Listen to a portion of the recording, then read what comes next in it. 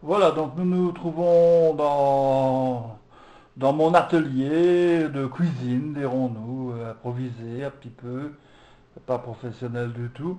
Et aujourd'hui, donc, nous sommes le 27 octobre.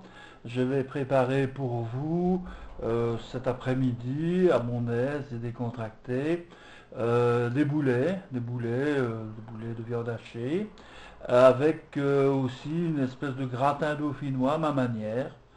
Je vais vous présenter maintenant donc les ingrédients de la chose, enfin en tout cas au moins une grande partie, parce que j'en ai certainement oublié. Voilà. Donc nous regardons ici sur la table les différents éléments ensemble. Donc nous allons commencer par faire tout ce qui se rattache aux boulettes. Donc la première chose qu'il faudra, ce sera couper les oignons. Donc il y en a là et il y en a là.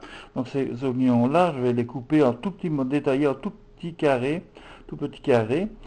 Et puis après je détaillerai donc les légumes qui se trouvent là. Donc il y a du persil plat du jardin, enfin tout est du jardin de toute façon, de la ciboulette, du thym, du romarin, et il y a un tout petit peu d'estragon mais pas beaucoup. Voilà. Donc ça va être, ça va rentrer dans la composition des boulettes. Donc ça c'est le pain qui va servir de base avec l'eau qui est là, la viande donc qui est du hachis mélange porc et bœuf de, de chez Deleuze, avec dedans donc il y aura une partie, disons cette partie là de viande donc de lardons fumés. Les lardons fumés qui vont rentrer dedans. Rentrera encore dedans bien sûr du sel, du poivre, d'autres épices que je n'ai pas mises mais qui sont là plus tard que je ramènerai. De la moutarde, bien sûr la margarine pour faire cuire.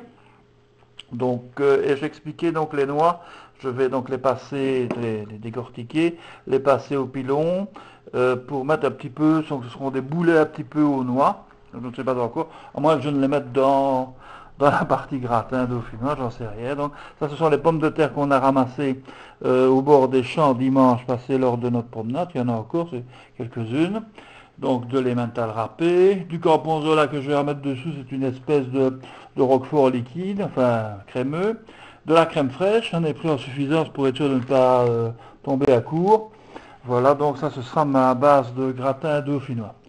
Si je pense qu'on a vu presque tous les éléments, il en manque certainement.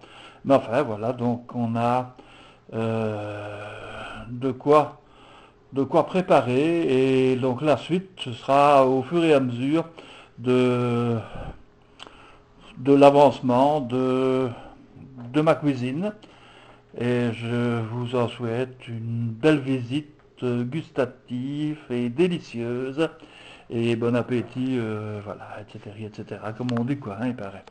Voilà, donc maintenant je coupe et au suivant.